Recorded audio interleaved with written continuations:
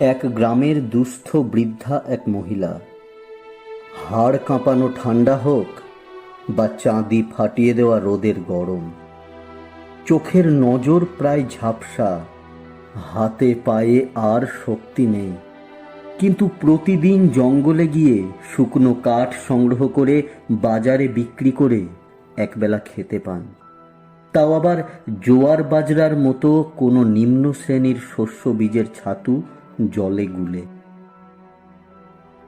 মাথায় আত্মসম্মানের আঁচল, বুকে সন্তান হারানোর ব্যথা নিয়েও রোদে পুড়ে যাওয়া তামাটে চেহারাতে এক গর্বের ঔজ্জ্বল্য নিয়ে লড়ে চলেছেন বাস্তবের সাথে।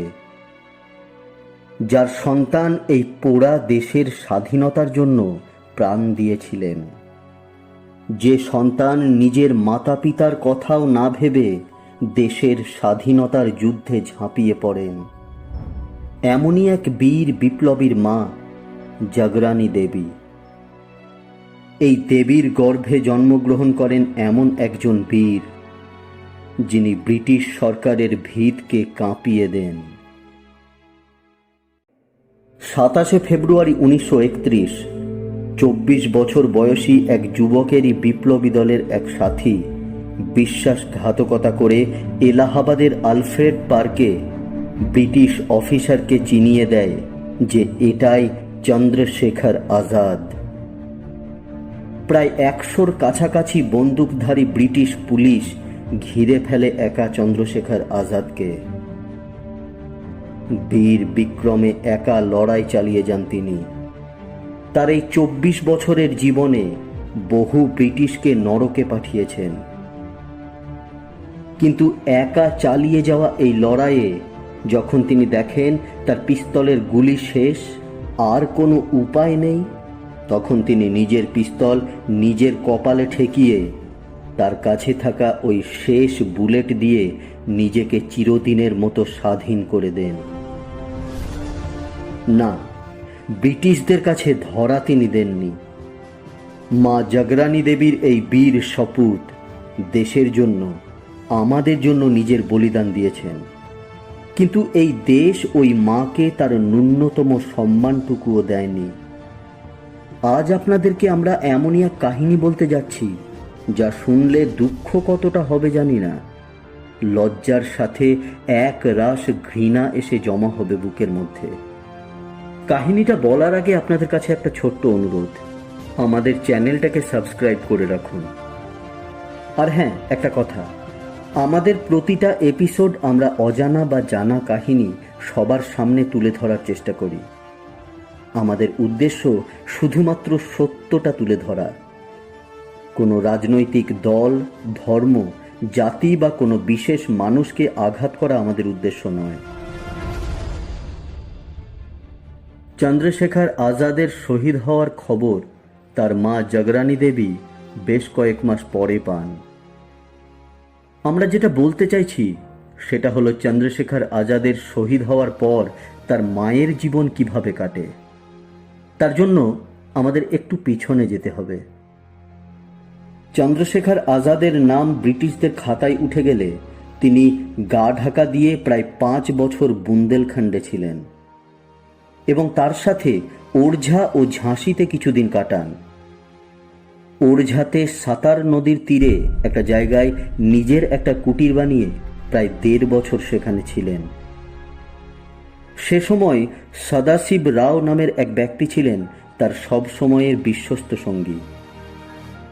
আজাদজি একসময় ওনাকে তার গ্রামে নিয়ে যান এবং তার পিতা সীতারাম তিওয়ারি ও মা জাগরানী দেবীর সাথে দেখা করান। এই সদাশিবই আজাদজির শহীদ হওয়ার পরে ব্রিটিশ সরকারের বিরুদ্ধে আন্দোলন করতে থাকেন এবং বেশ কয়েকবার জেলেও যান। ভারত স্বাধীন হওয়ার পর যখন সদাশিব আজাদজির পিতামাতার খবর নিতে তার গ্রামে যান, তখন তিনি জানতে পারেন চন্দ্রশেখর শহীদ হওয়ার কয়েক বছর পরেই তার পিতার মৃত্যু হয়। পিতার মৃত্যুর পর চন্দ্রশেখরের মা অত্যন্ত অভাবের মধ্যে জীবনযাপন করতে থাকেন। একবেলা খাবার জোটানোও তার পক্ষে অসম্ভব হয়ে পড়ে। কিন্তু এত অভাবের মধ্যেও তিনি কারোর কাছে কোনোদিন হাত পাতেননি। জঙ্গল থেকে শুকনো কাঠ সংগ্রহ করে বাজারে বিক্রি করে জোয়ার বাজরা কিনতেন এবং খিদে পেলে ওই জোয়ার বাজরা গুঁড়ো করে জলে গুলে খেতেন। গম বা আটা কেনার মতো পয়সা তার ছিল না। ওই সময় জোয়ার বাজরাকে অতি নিম্ন শ্রেণীর ফসল হিসেবে মানুষ একদমই পছন্দ করত না। গবাদি পশুকে খাওয়ানো হতো ওই খাবার। যারা গম বা ধান কিনতে পারত না, একমাত্র তারাই ব্যবহার করত ওই ফসল। সদাশিব রাও যখন দেখেন আজাদজির মায়ের এই দুর্দশা, তিনি অত্যন্ত বিচলিত হয়ে পড়েন।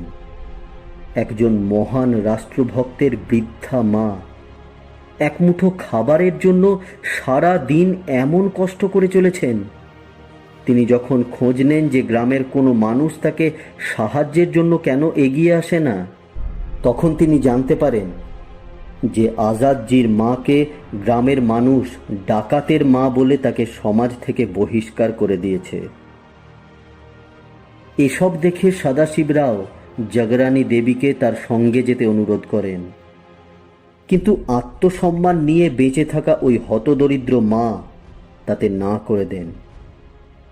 সদাশিব রাও তার সঙ্গী চন্দ্রশেখর আজাদকে কথা দিয়েছিলেন যে আজাদজির মৃত্যু হলে তিনি তার পিতামাতার খেয়াল রাখবেন।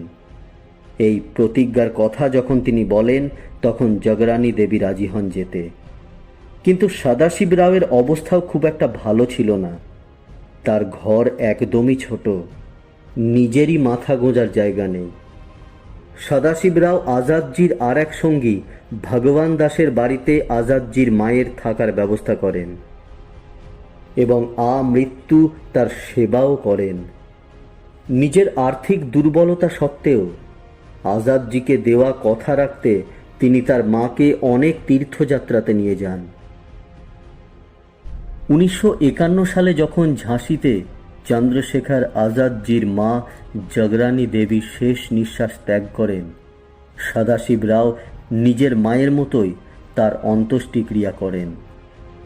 এর পরে শুরু হয় এমন এক জঘন্য অধ্যায় যা তৎকালীন রাক্ষস রাজনীতির এমন ভয়াবহ ও ঘৃণিত চেহারাকে মানুষের সামনে তুলে ধরে যে চেহারার দাঁতে শুধুমাত্র চন্দ্রশেখর আজাদজি ও তার মতো বিপ্লবীদের প্রতি শুধু বিদ্বেষ ও ঘৃণার বিষ। জগরানী দেবীর মৃত্যুর পর তার স্মৃতির উদ্দেশ্যে চন্দ্রশেখর আজাদজির সাথীরা ঝাঁসির জনগণকে নিয়ে একটা সার্বজনীন জায়গাতে একটা স্মৃতিসৌধ বানানোর সিদ্ধান্ত নেন এবং কাজ শুরু হলে সেখানকার তৎকালীন সরকার এই নির্মাণকে ঝাঁসির জনতা দ্বারা বানানো অবৈধ ও বেআইনি কাজ বলে ঘোষণা করে। কিন্তু ঝাঁসির জনগণ সরকারি ওই ঘোষণাকে গুরুত্ব না দিয়ে ওই স্মৃতিসৌধর পাশে আজাদজির মায়ের মূর্তি স্থাপনের সিদ্ধান্ত নেয়।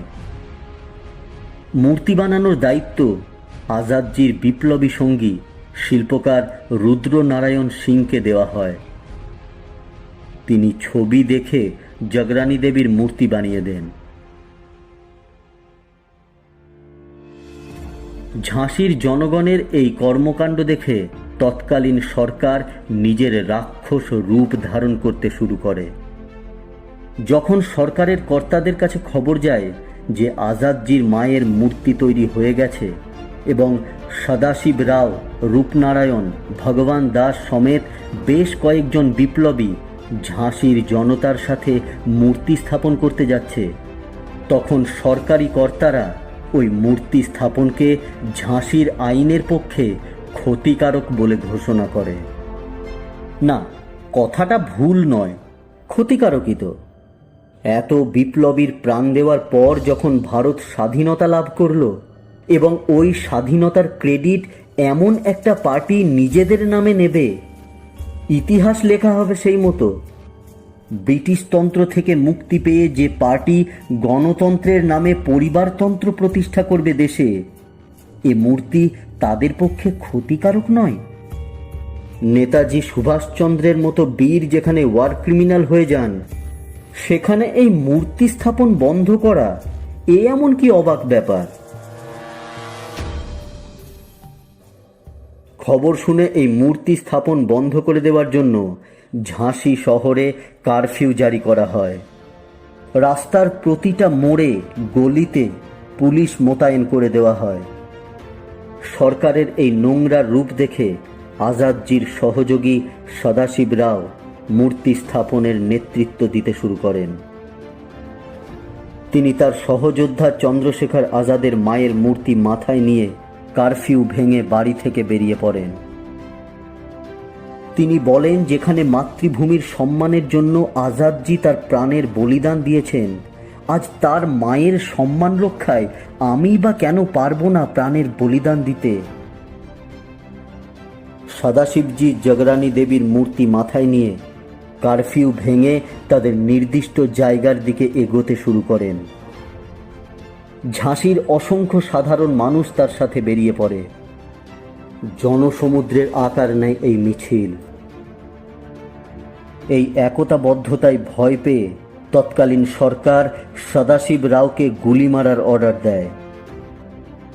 কিন্তু মাথায় আজাদজির মায়ের আবক্ষ মূর্তি নিয়ে এগিয়ে চলা সদাশিব রাওকে ঝাঁসির জনতা ঘিরে ধরে এগোতে থাকে, যাতে একটা পাথরের টুকরো তার গায়ে এসে না লাগে। সরকার সেই ভিড়ে গুলি চালানোর আদেশ দেয়। হ্যাঁ, ভারত সরকার, ঝাঁসির সরকার। সাদা চামড়ার ব্রিটিশদের শাসন শেষ হলেও তখন চলছিল কালো চামড়ার ব্রিটিশদের আইন। ফলস্বরূপ তখন ঝাঁসির নিরীহ জনতার উপরে গুলি চালানো হয়। কয়েকশো মানুষ আহত হন। বেশ কয়েকজন মানুষ সারা জীবনের জন্য পঙ্গু হয়ে যান। 3 জন ঝাঁসির নাগরিক যারা সদাশিবের সঙ্গে ছিলেন গুলিতে মৃত্যুবরণ করেন। তৎকালীন ভীতু কাপুরুষ ক্ষমতালোভী সরকারের এই দানবীয় পদক্ষেপের ফলে শহীদ চন্দ্রশেখর আজাদের মায়ের মূর্তি আর সেখানে স্থাপন করা হয়নি। রাস্তায় জনসাধারণের জন্য তার স্মৃতিতে যে জলসত্র বানানো হয়েছিল, পুলিশ সেটাকেও ধ্বংস করে দেয়। না, তৎকালীন ক্ষমতাসম্পন্ন দলের আজ্ঞাবহ নয় এমন কোনো জিনিস দেশে রাখা যাবে না। একদিকে ছিল চন্দ্রশেখর আজাদের বিপ্লবী সাথী ও তাদের আদর্শ, আর অপরদিকে ছিল তৎকালীন স্বাধীন ভারতের সরকার। এটা শুধু একটা উদাহরণ মাত্র। এমন অনেক বিপ্লবী বা তার পরিবারের কথা স্বাধীনতার পর থেকে লুকিয়ে রাখা হয়েছে দেশের মানুষের কাছে, মুছে দেওয়া হয়েছে ইতিহাস থেকে। আপনাদের কাছে অনুরোধ করব, একবার প্রশ্ন করুন নিজেকে, ভারতের স্বাধীনতা আন্দোলনের শহীদদের, বলিদান দেওয়া লড়াই করা বিপ্লবীদের আজও কেন সন্ত্রাসবাদী বা ওয়ার ক্রিমিনাল হিসেবে দেখানো হয়?